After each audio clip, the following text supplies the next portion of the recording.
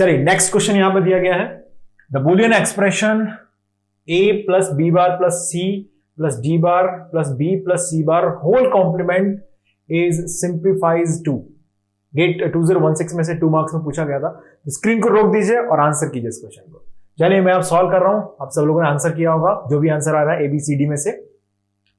Patience रखते हैं, चलिए सॉल्व करते हैं। Let's try this question. I hope कि आंसर आया होगा सबका और आंसर सही निकलेगा। क्वेश्चन है a plus B bar plus C plus D bar, unnecessarily इसमें ब्रैकेट लगा दिए थोड़ा सा कंफ्यूज करने के लिए, है ना, प्लस b प्लस सी बार। अगर हम नहीं भी ब्रैकेट लगाएं तब भी चलेगा, सब एडिशन का ही तो फंक्शन लिखा है, तो ब्रैकेट इसमें कोई जरूरी है नहीं, ऐसे लगा दिया इन्होंने कंफ्यूजन के लिए।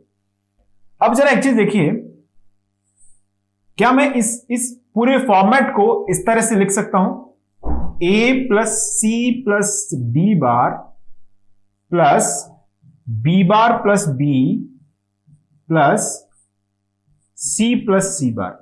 क्या इतना सही लिखा हुआ है? अरे हाँ ना बोलो, सही लिखा है कि नहीं? इतना सही लिखा है, बिल्कुल सही लिखा हुआ है।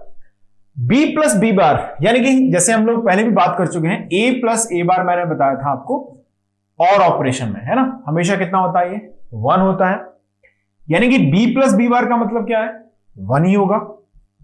यानी कि हम ऐसे लिख सकते हैं, a plus C plus D bar plus 1 plus C plus C bar मतलब क्या, ये भी 1 प्लस 1।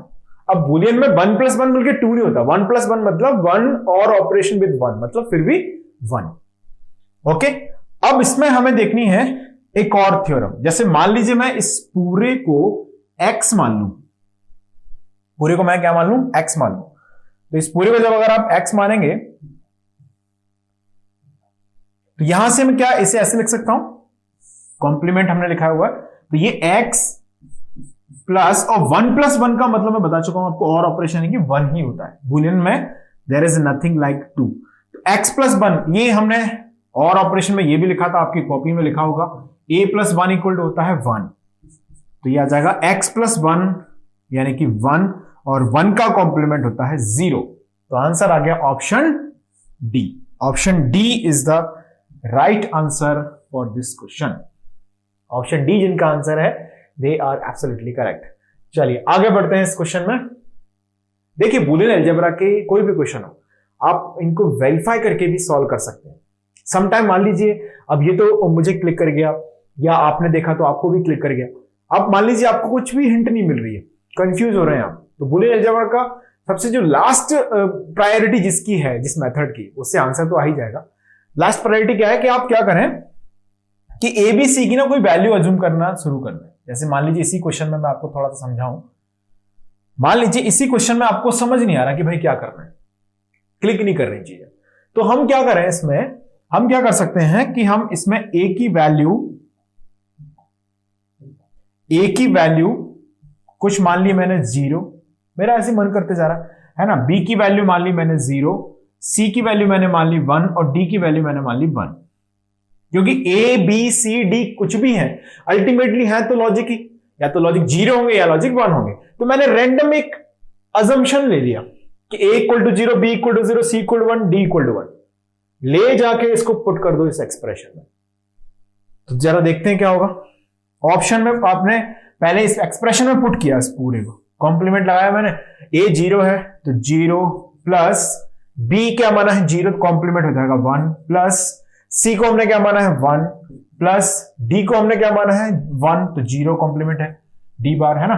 b को हमने क्या माना है 0, c बार को क्या माना है, c को माना है 1, तो c बार हो जाएगा 0। यानी कि हम देखें अगर तो 1 प्लस 1 प्लस 0 0 यानी कि 1, 1 का कॉम्प्लीमेंट मतलब 0। अब हो सकता है कि मल्टीपल ऑप्शंस इसको वेरीफाई कर दें, तो पहला ऑप्शन तो कभी नहीं हो सकता, इतनी बात समझ में आ गई हमको। फर्स्ट ऑप्शन जो है वो कभी भी नहीं हो सकता, क्योंकि आंसर तो 0 आ रहा है। अब हो सकता है कि दूसरा ऑप्शन सही हो। दूसरे ऑप्शन के हिसाब से देखो क्या आ रहा है, दूसरे ऑप्शन को अगर मैं सॉल्व करता हूं, ऑप्शन बी को अगर मैं सॉल्व करूं, देखो जरा क्या है, कॉम्प्लीमेंट ऑफ 0 डॉट बी की वैल्यू कितनी है 0, यानी कि इसका भी आंसर आ रहा है 1, तो हमारा जो ऑप्शन बी है ना वो भी कभी नहीं हो सकता। अब जो तीसरा ऑप्शन है वो सी ऑप्शन क्या है, ए डॉट बी, यानी ए की वैल्यू कितनी है 0 और बी की वैल्यू कितनी है 0, यानी कि 0।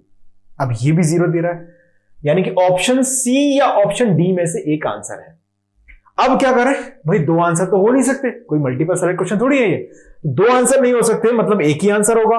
मतलब क्या करें, अब क्या करना चाहिए, अब वैल्यू अजम्पशन का आप चेंज कर दीजिए, यानी कि वैल्यू अजम्पशन में इस बार हमको दिक्कत किसकी वजह से आई है, ए बी की वजह से आई है। तो ए बी की जो वैल्यूज हमने पहले ली थी, अब मैं इसमें अलग लेता हूं, A equal to 1 B equal to 1 ले लेता हूं, C equal to 0 D equal to 0 ले लेता हूं। ध्यान देना, ऑप्शन ए बी पहले ही मैदान से बाहर हो चुके हैं, अब हमें उनसे कोई मतलब नहीं। अब वो मैच करें नहीं करें कोई मतलब नहीं, चेक ही नहीं करना। चेक इसके लिए करना है सी एंड डी में से कौन है। अब एक्सप्रेशन में ये वैल्यू पुट कर दो, कौन सी, A equal to 1 B equal to 1 C equal to 0 D equal to 0, put करके देखो जरा। 1 प्लस अब एनीथिंग, इसमें कुछ भी आता रहे है ना, कुछ भी आया टर्म 0 1 0 कुछ भी आया, आंसर क्या है 1 का कॉम्प्लीमेंट यानी कि 0। अब अगर a equal to 1 B equal to 1 put करेंगे तो ऑप्शन सी जो है वो आंसर देगा 1, लेकिन यहां पर आया है 0, मतलब option D is the right answer. So this approach is also useful. ऐसा नहीं है कि ये अप्रोच काम नहीं आती, कई बार बहुत जरूरी है, कई बार यही अप्रोच है जिससे आंसर आ जाएगा। सम टाइम मान लीजिए बहुत सारे वेरिएबल्स दिए, एक एग्जांपल मैं कराऊंगा अभी अब आपको, तो इसमें बहुत सारे एग्जांपल ऐसे होते हैं जिनमें इक्वेशंस इतनी कॉम्प्लेक्स टाइप की दी हैं, तो क्या करें, वेरीफाई करें और निकल जाए बाहर, आंसर आ गया, सही आंसर है। ओके, अब ये जो अप्रोच है हिट एंड ट्रायल वाली, ये फेल कहां होती है, जैसे सिंपल एग्जांपल है और ऑप्शन दे दिए गए हैं, हमें थ्योरम से कर लेना चाहिए, 30 सेकंड में आंसर आ जाता, और हम लगे हैं ए बी सी की वैल्यू अज्यूम कर करके वेरीफाई करने उनको, A1 B0 ये वो आप करते रहेंगे तो समय उसमें कई बार क्या होता है, ज्यादा वेस्ट होता है। तो ये अप्रोच कब यूज करनी है, जब आपको कुछ भी समझ नहीं आ रहा कि यार कैसे मिनिमाइज होगा, फिर आपको हिट एंड ट्रायल पे चले जाना है। कुछ क्वेश्चंस ऐसे हैं जो हिट एंड ट्रायल से ही करना बेटर है, तो मैं वो कराऊंगा अभी। चलिए अब आगे बढ़ते हैं नेक्स्ट क्वेश्चन की ओर। ये मेथड समझ में आ गया होगा सभी को। Let's go for the next question. Okay, read the question and pause the screen. Question को पढ़ लें ध्यान से और स्क्रीन को रोक दें। ये गेट में आया वो क्वेश्चन है। द लॉजिक फंक्शन ये दे दिया गया है आपको, लॉजिक फंक्शन गिवन है यहां पर, X Y bar plus X bar Y whole complement is the same as, ये किसकी इक्वल है। चार ऑप्शन आपको दे दिए हैं, इनमें से आपको बताना है कि किसके इक्वल है ये। पहले फंक्शन लिख लेते हैं, जिस चीज आप लोग स्क्रीन को रोक दें अभी और इसको सॉल्व कर लें, ठीक है। तो आपका जो आंसर आएगा वो और हम मैच करेंगे दोनों। ये स्मॉल एक ही एक्स है ना, कंफ्यूज मत होना, दो वेरिएबल्स नहीं है। एक्स वो स्मॉल कैपिटल लिख दिया उन्होंने बाय मिस्टेक, बट दोनों एक ही वेरिएबल, मतलब एक्स ही है वो, स्मॉल एक्स कैपिटल एक्स जैसी कोई चीज नहीं। ये ऐसे लिखा है। अब मैं क्या कर रहा हूं, इसमें वही फिर से हमें डिमॉर्गन थ्योरम लगानी है, तो आप सेपरेट कर देंगे दोनों टर्म्स को, X Y bar whole complement dot X bar Y whole complement, ऐसे लिखा हमने। अब यहां से फिर से हम क्या कर देंगे, इसमें यहां मल्टीप्लीकेशन हो रहा है, होल कॉम्प्लीमेंट है, मल्टीप्लीकेशन हो रहा है और होल कॉम्प्लीमेंट है, तो क्या करेंगे, एडिशन के फॉर्म में ले आएंगे। तो एफ इज इक्वल टू कितना आएगा, X bar plus Y complement of complement into, क्योंकि बीच में तो मल्टीप्लीकेशन लिखा है, X complement of complement plus Y bar. इतनी बात समझ में आ गई हमको। अब आगे कैलकुलेशन कर लेते हैं, देखो क्या होगा, f is equal to X bar, ये तो एज रख दिया मैंने, X bar plus complement of complement मतलब y, X bar plus Y into X plus Y bar. कोई ऑप्शन दिख रहा है इस तरह का, X bar plus Y into X plus Y bar, कोई ऑप्शन है?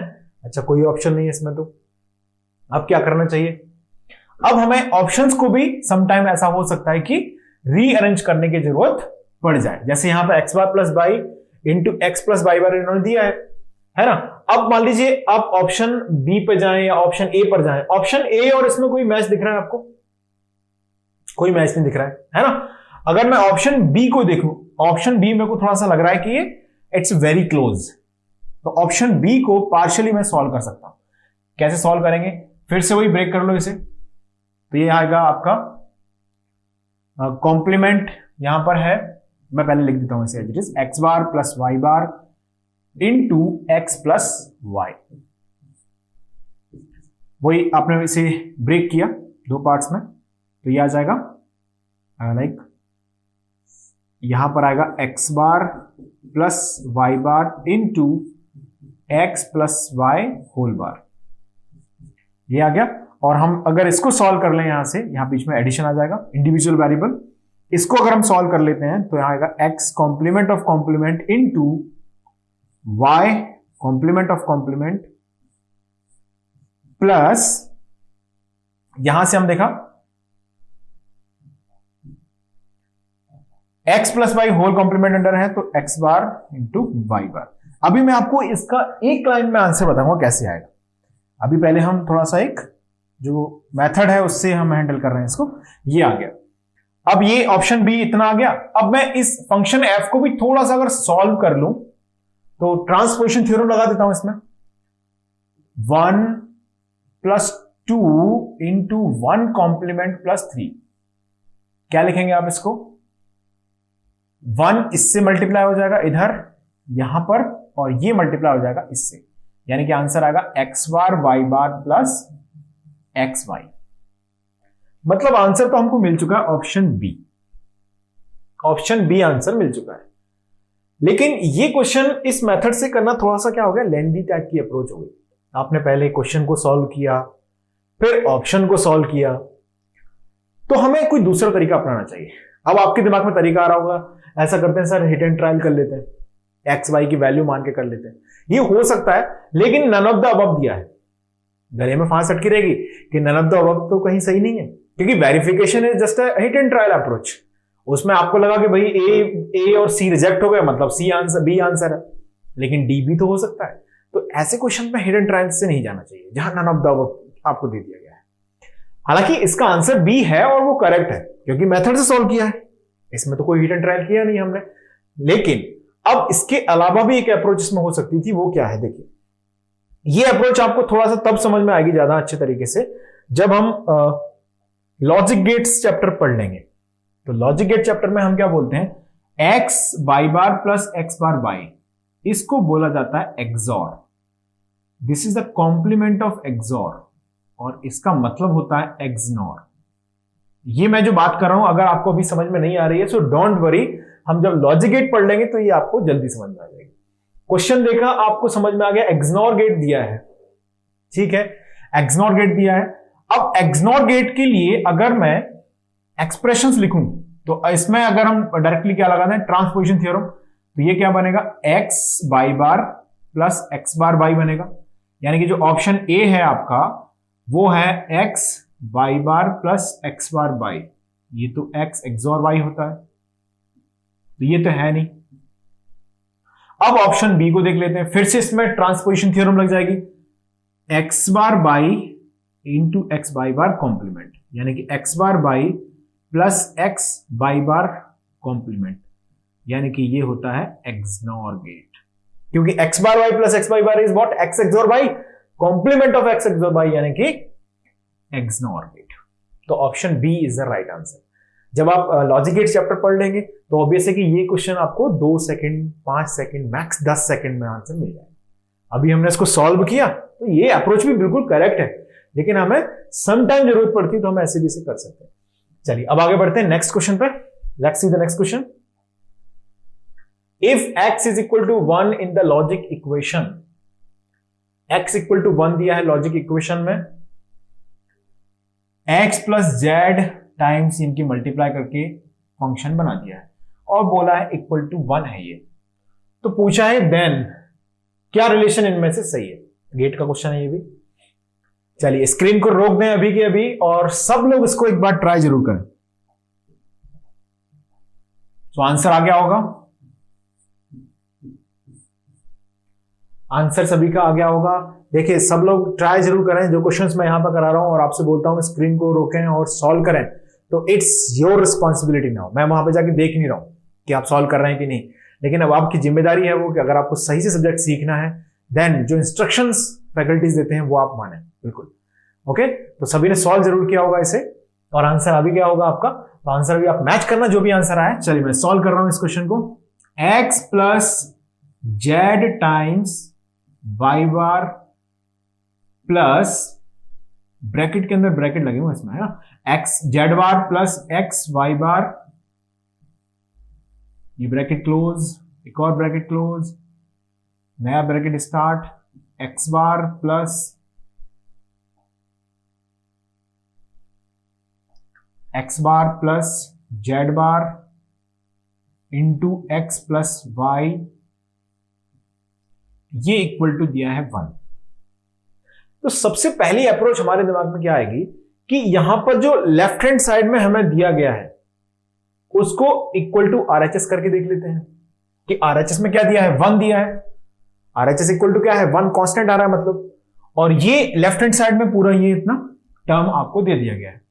तो यहां से हम क्या करेंगे, पहले जो दिया गया है value x equal to 1, so since हमारे पास x की वैल्यू कितनी दी गई है, 1 दी गई है, पुट कर दो इसमें x इक्वल टू 1, क्योंकि आरएचएस आपको दिया है कांस्टेंट, लॉजिक 1 दिया है और यहां पर सब वेरिएबल है और एक ही इंट दिख रही है x इक्वल टू 1, पुट कर देते हैं इसमें।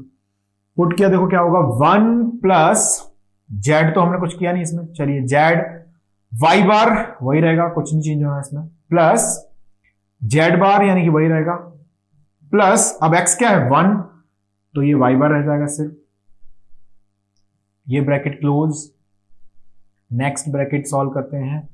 अब 1 यहां पर है, x बार यानी कि 0 हो जाएगा अभी, 0 प्लस जेड बार टाइम्स x कितना है 1। अब समझना, हमने जो थ्योरम्स सीखी हैं अभी तक, कौन कौन सी थ्योरम सीखी है, नॉट एंड और वगैरह वगैरह है ना, ये सब जो थ्योरम्स हमने सीखी हैं अभी तक उनका ज्ञान अब इसमें काम आएगा आपको। 1 प्लस ये हो गया इक्वल टू दिया है 1, इतनी बात समझ में आ गई। ये 0 को लिखने का कोई फायदा है नहीं तो हमने हटा दिया इसे। अब जरा देखना, हमने देखा कि 1 प्लस एनीथिंग, मतलब मैं इस पूरे को, कौन से पूरे को, इतने पूरे को, कितने को, इतने को, यहां से लेके यहां तक को, क्या मैं वो कोई एक वेरिएबल a बोल सकता हूं? ये सब है क्या, वेरिएबल ही तो है, बोल सकता हूं a वेरिएबल, एग्री करते हैं। चलिए अगर इतनी बात हमको समझ में आती है कि हम इसे एक वेरिएबल a बोल सकते हैं, तो हमारा जो फंक्शन है वो थोड़ा सा और सिंपल फॉर्म में आ जाएगा हमारे पास। क्या आ जाएगा जरा देखो, 1 प्लस a, क्योंकि मैंने इस पूरे को क्या बोल दिया, इस पूरे ब्रैकेट को मैंने बिना सॉल्व करे क्या बोला, a बोल सकता हूं, कोई नया वेरिएबल ले लिया मैंने, वेरिएबल के बदले वेरिएबल, क्या दिक्कत है, सही है, 0 को लिखने की जरूरत है नहीं। तो 1 प्लस a टाइम्स क्या आ जाएगा, Z bar into 1 plus Y, 1 plus Y को क्या मैं 1 बोल सकता हूं, 1 plus Y is equal to 1, 1 plus Y, Y की वैल्यू या तो 0 होगी या फिर 1 होगी, जब 0 होगी तो 1 प्लस 0 वो भी 1 होता है, 1 होगी तो 1 प्लस 1 वो भी 1 होता है, तो ये तो हमेशा 1 है, तो इसको भी लिखने की जरूरत नहीं है, या हम लिखे ही नहीं है ना, क्या जरूरत है।